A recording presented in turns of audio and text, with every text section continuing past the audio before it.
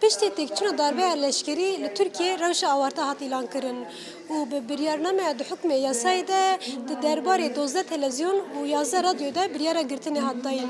Ji wan televizyona yek jî îmece ku niha em bi xebatkarê îmece TV'ye re ne. Xebatkarên îmece TV'ye behsa girtina îmece TV dikin. Ya rastî çil salê nîzik tişta ku têj bîra min rewşek awertel Tirkiye heye. Nayê bîra min ku rewşa ne awerteye em li wê rewşê de an jî wa şart û merca de jiyane rojnamevantî jî li Tirkiye herdem gerek bedelên mezin ji xwe çêdibû. Îro jî rojek ji wa ye. Dengê me nayê birîn. Yani nikarin dengê rojnamevantiye bibirin. Ev televizyona hatin girtin. Ev televizyona çima girink bin ji bu Türkiye ji bu civaka Kurdan. Çünkü medya Türkan birastî nakene nûçe em bêjin, xeberên wê naçêkin.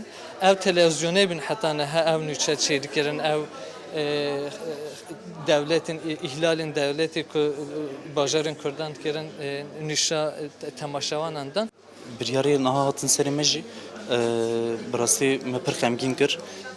Yani weşanekî aha zengîn, weşanekî aha demokratîk, weşanekî aha baş li Tirkiye di kanalekî din de zatine.